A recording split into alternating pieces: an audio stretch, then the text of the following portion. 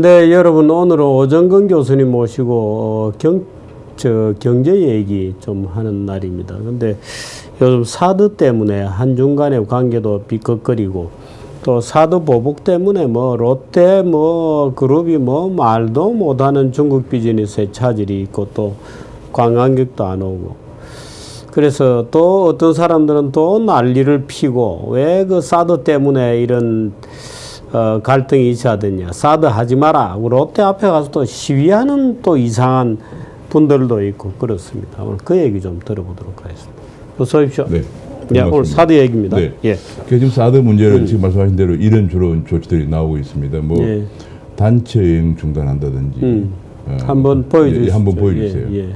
그러면 이제 한류 공연 중단한다든지 상용 피자 발급 중단한다든지. 뭐 골프 대회도 안 한다 그래요. 예. 주로 이제 저런 얘기입니다. 근데 예를 들면 여행 같은 경우는 우리나라 작년 같은 경우에 약 1,700만 명의 외국 관광객이 왔는데 예. 약 800만 명이 중국 관광객이고요. 예, 1,700만 중에. 예, 이 중에서 단체 여행이 약 40%니까 약 300만 명이 단체 여행인데 예. 사실은 단체 여행객은 한국에 별로 남는 게 없어요. 왜냐하면 뭐 제로 투어라고 하기도 워낙 해요. 싸게 예. 오기 때문에 아니 2박 3일에 중국에서 오는데 비행기 타고 오는데 40만 원도 안 받는다고 하니 예. 그나마 그것도 한국 여행사에서 중국 여행사에 사람 한 사람당 그 인두세라고 그래서 돈 주고 돈 사오는 주고 거죠. 사온단 말이에요. 그러니까 이건 차라리 안 오는 게 나아요. 그거까지 호들갑 떨 건 없습니다. 어쨌든 예. 제가 이런 조치를 하고 있는데 우리나라가 오지 마라. 뭐 단체 예. 관광 받지 마라. 안 오는 게 좋다. 예, 우리나라가 예. 중국의 사드 보복에 대해서 너무 호들갑을 떨 이유는 없다. 우리가 지금 이거는 우리나라가 지금 키를 쥐고 있는 상황이라는 걸 제가 설명을 드리려고 우리나라가 좀 더 예. 당당하게 했으면 좋겠다는 얘기입니다. 저는 이걸 두고 어떤 사람들은 뭐 지금 관광객도 안 오고 하니까 지금 우리가 사드를 배치하면 안 된다고 얘기하는 사람들까지 나오는 상황입니다. 예. 그래서 우리나라와 중국의 경제 관계가 어떤 아니 뭐 광주에서 그 뭐 촛불 시위하고 롯데백화점 앞에 몰려가서 뭐 불매운동을 한다. 그리고 롯데백화점 얘기도 지금 제가 한 가지 더 말씀드리면은 롯데가 지금 삼부자의 난이 난 가장 큰 근본적인 이유가 중국에서 왕우징이라고 하는 거 중국 한국의 명동 같은 데 있던 롯데백화점이 수년째 적자를 기록해서 이미 매각을 아마 했을 거예요. 예. 그 다음에 롯데마트가 다 적자가 나가지고 그것을 너무 큰 적자를 제 기억으로 아마 조단위 적자였는데 이거를 아버지한테 보고를 안 한 것이 아버지가 대노해서 그 신동민 회장을 파면시킨 것이 그것이 롯데 삼부자의 난의 시발이에요. 그러니까 예. 중국의 롯데백화점 벌써부터 스스로 지금 문제가 있던 거다? 문제가 있던 거였어요. 이거 가지고 무슨 사드 보복이니까 저렇게 하니까 우리가 사드를 배치하면 안 된다 이런 소리를 하는 것 자체는 너무도 침소봉대된 말도 안 되는 주장이다. 제가 그래서 원래 그거 안 되는 거다. 그럼 중국에 그것도. 예. 자, 그럼 우리가 이제 한번 보겠습니다. 울고 싶은데 빰 맞은 거지 뭐 그게 그렇죠. 뭐 지금 생짜배기는 아니다. 롯데 삼부자의 난인 지가 불과 얼마 안 됐는데 사람들은 그 원인을 다 잊어버리고 있어요. 그렇습니다. 이 기회에 이제 자 우선 그걸 중요한 거 한번 봅시다. 우리가 어떤 관계 있는가 하면은 자 제가 좀 지금 우리나라가 중국에 대해서 수출을 많이 하고 있으니까 우리나라 수출이 약 한 뭐 25% 정도 중국으로 가고 또 우리나라 GDP의 수출이 한 50% 차지하기 때문에 이걸 곱하면은 전체로 우리나라 비중이 0.25다. 예, 그럼 한 13% 정도가 우리 경제가 의존하고 있으니까 예. 중국에서 문제를 제기하면 큰일 난다 이런 식으로 얘기를 하거든요. 예. 이것이 그 근거입니다. 예. 근데 좀 더 다시 한 번 더 냉철히 한번 보겠습니다. 예. 중국의 사드 보복 조치가 강화되거나 오래 갈 수 있나? 예. 저는 결론부터 말씀드리면 중국이 하지 못한다고 봅니다. 예. 그 이유가 왜 그러냐면 우선 교육 동향을 한번 봅시다. 1992년에 이제 우리 한중 수교가 있은 이후에 교육이 계속 증가해가지고 지금 이 정도입니다. 우리가 약 작년엔 좀 수출이 줄어들었어요. 맨 밑단입니다. 맨 밑단 2016년에. 요 이제 밑단이고 요 그림은 좀 이제 줄어들어서 약 1,240억 달러 정도 수출하고. 예. 그래서 흑자가 370억 정도 났습니다. 그러나 예. 전부 다 이게 왼쪽에는 그림이군요. 예, 줄고 있는 상황입니다. 예. 지금 여기 보면 수출을 증가율 자체는 계속 지금 낮아지고 있습니다. 네, 그렇군요. 근데 지금 중요한 게 하나는 여기 제가 일부러 품목을 쫙 조사를 해봤는데 이게 예. 잘 안 보이시겠습니다만 왜 그러냐면 제가 이게 금액 순입니다. 예. 금액 순으로 정리한 이유가 우리나라 수출, 중국 수출은 90% 이상이 중간재나 부품이에요. 그렇군요. 다시 말하면 우리나라 이런 중간재나 부품을 안 가지고 가면은 중국의 공장이 안 돌아갑니다. 예를 하나 들면은 우리가 흔히 중국에 TV를 생산하거나 중국에 요새 많이 떠오르고 있는 화웨이의 모바일 폰 같은 거 거기에 액정 요즘 말하는 그 올레드라고 하는 유기발광 액정 예. 들어가는데 그 유기발광 액정 디스플레이 한국의 삼성전자와 LG전자가 디스플레이 세계 생산의 90%를 점유하고 있습니다. 그걸 안 주면 못 만든다 이거. 지금 당장 그렇죠. 그래서 제가 보기에는 이런 얘기 할 것도 없어요. 우리나라 통상장관이 중국의 통상장관 만나가지고 그냥 사석에서 얘기하면 돼요. 정말 중국 이렇게 나오면 우리 디스플레이 중국에 수출 안 하겠다. 물론 우리 시장 경쟁이기 때문에 정부가 기업 보고 하지 말라고 할 수 없지만 거기서 세금을 많이 부과해 버리면 돼요. 수출세 같은 거예요. 그러면 중국은 당장 모바일 폰이나 TV 생산을 못 합니다. 지금 그거를 작년부터 중국이 우리나라에다 제발 좀 디스플레이를 공급해 달라고 했는데 우리나라 공장이 지금 모자라서 공급을 못 하고 있는 상황이에요. 자, 그런 것들이 대부분이요. 또 그런 것도 모르고 지금 이게 제가 우리나라 위에 통상장관이나 이런 분들이 뭐 좀 깊이 알고 제가 오늘 말씀드리는 포인트는 우리가 키를 쥐고 있다는 얘기예요. 중국이 아니라. 그럼요. 중국에 뭐 관광객 몇 명이 안 보내는 그게 문제가 아니다는 얘기예요. 중국의 제조업이 지금 가동률이 그렇지 않아도 50%까지 하락해서 중국 부실이 쌓여서 경착륙 얘기가 나오는 마당에 우리나라에서 아까 얘기한 그런 중요한 원자재나 부품을 공급 안 할 경우에 중국은 더욱더 어려운 상태에 빠지게 됩니다. 그다음에 그러니까 1,400억 달러 수출 중에서 거의 90%가 중국의 제조업의 생산에 필요한 중간재나 부품을 공급하고 있다는 얘기예요. 자, 그래서 예를 들어 그뿐이 아니고 중국 입장에서도 한국이 네 번째로 큰 시장이에요. 1,000억 달러를 한국에 수출을 하고 있어요. 물론 미국이 제일 큰 시장이죠. 4,000억 달러.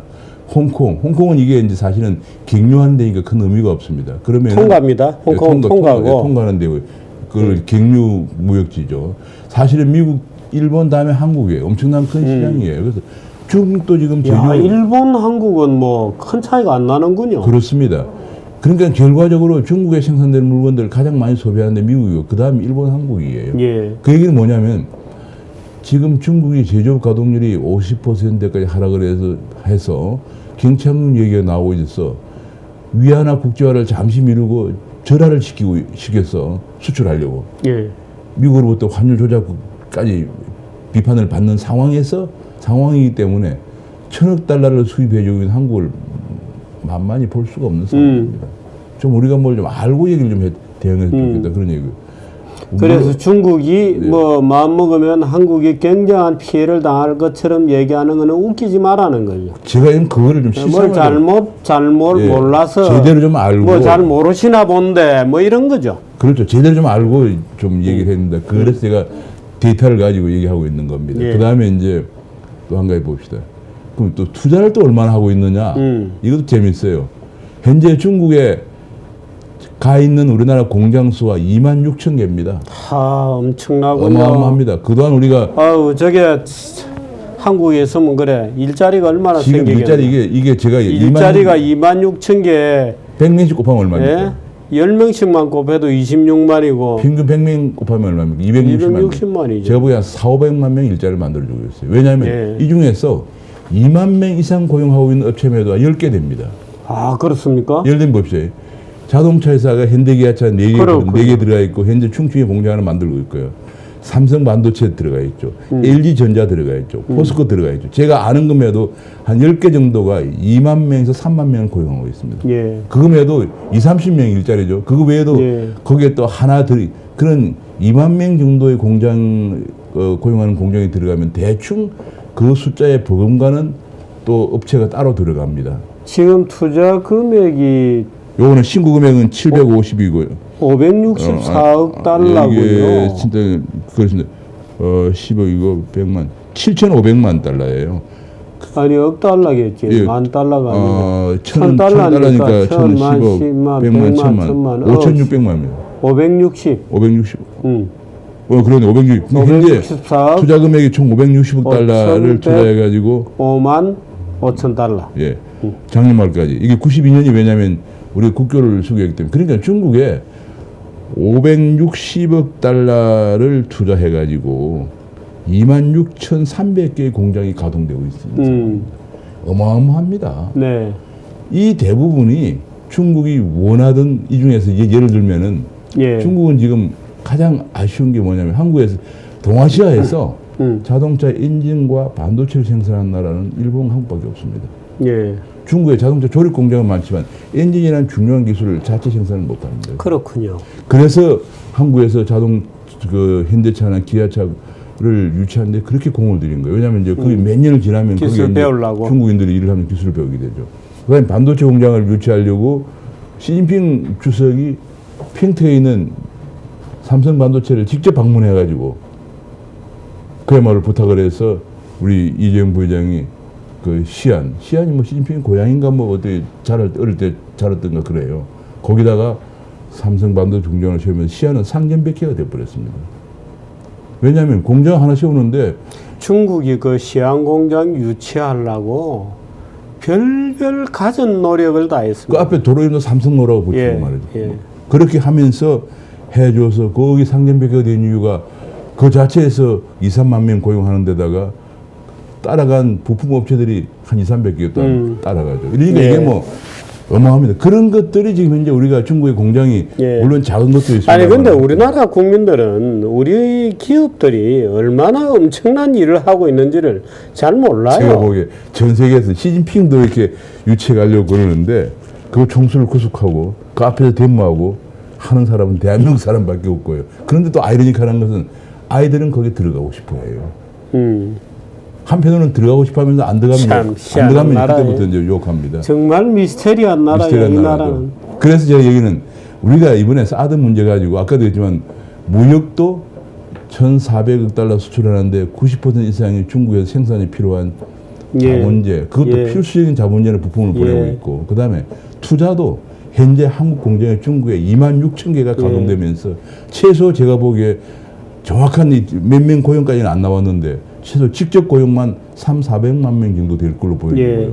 이게 파생된 간접 고용까지 합하면 어마어마합니다. 예. 이런 속이기 때문에 만약에 예를 들어 우리가 이렇게 한번 해봅시다. 이번에 만약에 사드 사태가 터지면 우리 통상장관이 중국 통상장관 만나서 저녁 먹으면서 그냥 이번에 우리 중국에 그냥 그 반도체 공장 아무래도 안 되겠네. 베트남으로 어디 옮기겠다. 한마디면 끝나는 거예요, 그냥. 더 이상 얘기할 것도 없어요. 제가 오늘 이 방송을 하는 이유가 좀 알고 중국에 대응했으면 좋겠다는 얘기예요. 중국 관광객 그것도 아끼지만 도저히 수기도 돈도 안 벌어지는 그거 좀 안 온다고 호들갑을 떨 필요는 없다는 얘기입니다.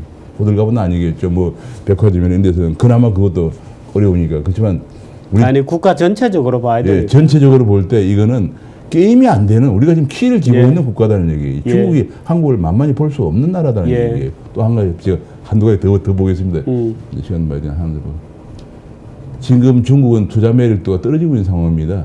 중국은 시장 경제 지휘량을 확보해야 되는데 이게 이제 중국이 지금 이거 2001년도에 WTO에 가입하면서 약속을 했죠. 2015년까지인가 금년까지인가 시장경제 지위를 부여받는 시장경제 지위를 부여 안 받으면 여러 가지 이제 덤핑 관세 같은 MES라는 거죠. 마켓 이코노믹 스테이터스. 예, 그렇습니다.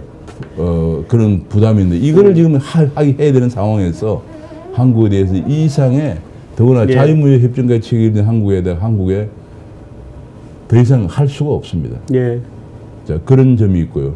그다음에 또 자유무역 협정 자체도 지금은 한국이 너무 불리하게 맺어졌어요. 예를 들면 우리가 자유무역 협정이 어떤 거냐면은 자동차라든지 반도체나 디스플레이 같은 우리가 갖고 있는 고기술, 예를 들면 고기술 철강에는 고기술 석유 화학 제품, 고기술 선박에는 고기술 기계류, 고급 의류와 요새 인기 있는 화장품 이런 것들은 전부 다 양어 대상에서 제외시키고 중국이 가격 경쟁력이 높은 범용 제품만 포함시키는 바람에 한국에 지금 중국의 싼 제품들이 한국 시장을 점령하고 있습니다.